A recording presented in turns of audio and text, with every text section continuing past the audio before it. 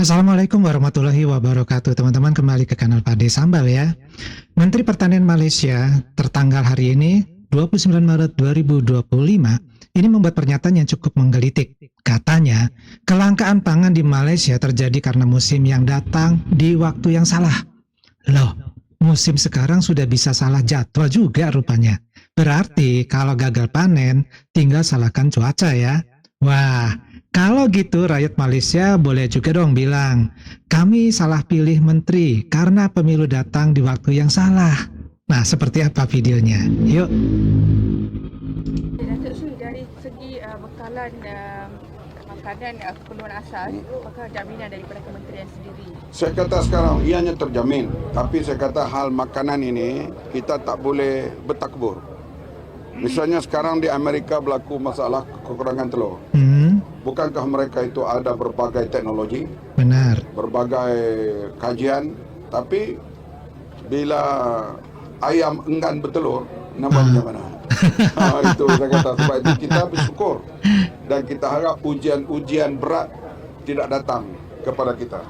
Sebab hal makanan ini kita tak boleh cakap takbur. Misalnya, bila berlaku banjir di luar dugaan, contohnya kita agak banjir akan berlaku bulan 10, tapi dia berlaku bulan 9 tahun lepas. Oh ya? Bila berlaku bulan 9, padi senang masak. Itu kita hilang lebih kurang 5 kampit bag, 5 juta kampit bag, equivalent padi yang tenggelam itu.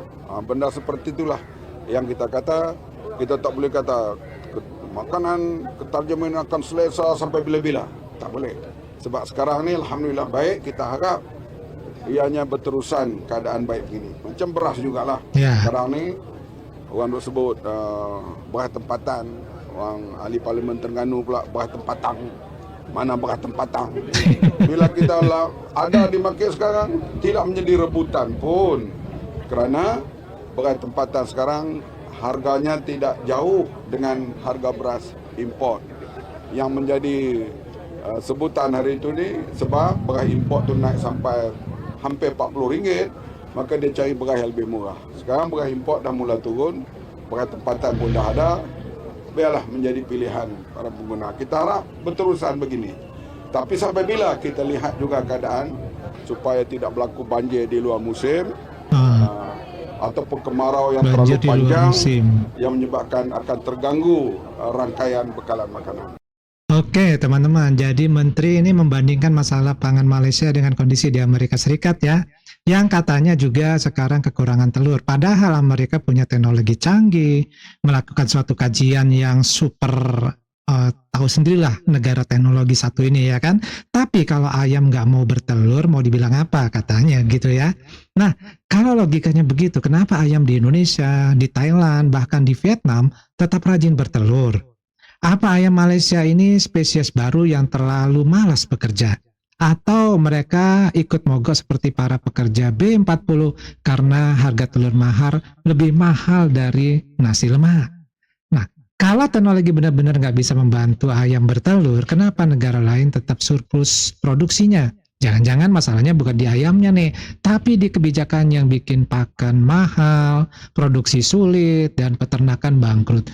Tapi ya sudahlah, kan lebih gampang ya nyalahin ayam daripada introspeksi. Dulu ribut katanya nih masalah beras tempatan kurang.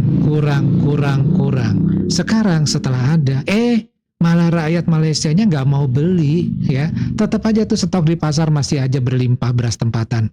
Ini lucu loh. Kalau barangnya berkualitas dan harganya wajar, pasti laku keras lah.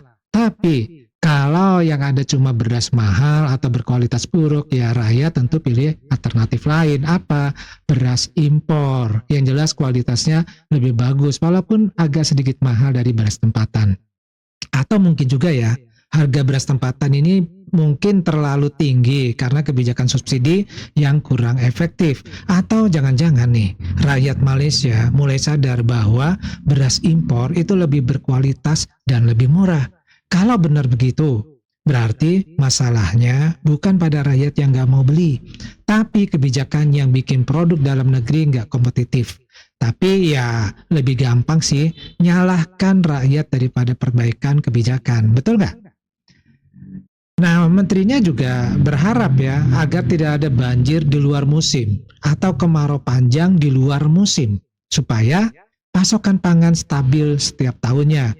Wah, kalau begitu mungkin petani Malaysia perlu buat ritual sebelum musim tanam. Dengan kata-kata seperti ini mungkin, ya Tuhan, mohon kirim hujan sesuai jadwal Kementerian Pertanian. Jangan lupa kasih matahari secukupnya. Dan kalau bisa, pastikan harga pupuk tidak naik ya Tuhan. Amin gitu ya.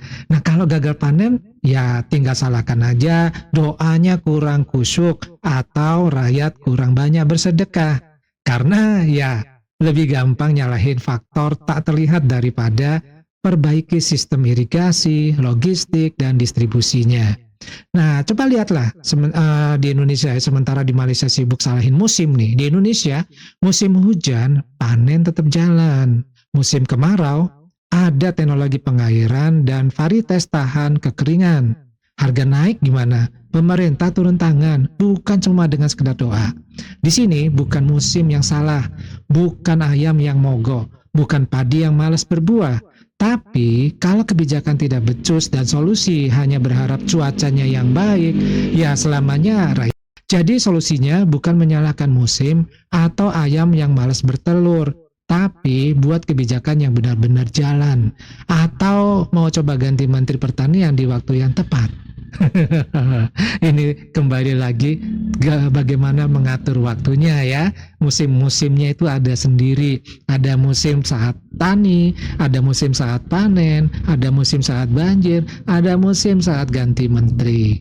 Nah gimana nih pendapat teman-teman? Mudah-mudahan video ini bermanfaat. Daripada cukup dulu, kita ketemu lagi di video yang lainnya. Wassalamualaikum warahmatullahi wabarakatuh. Salam.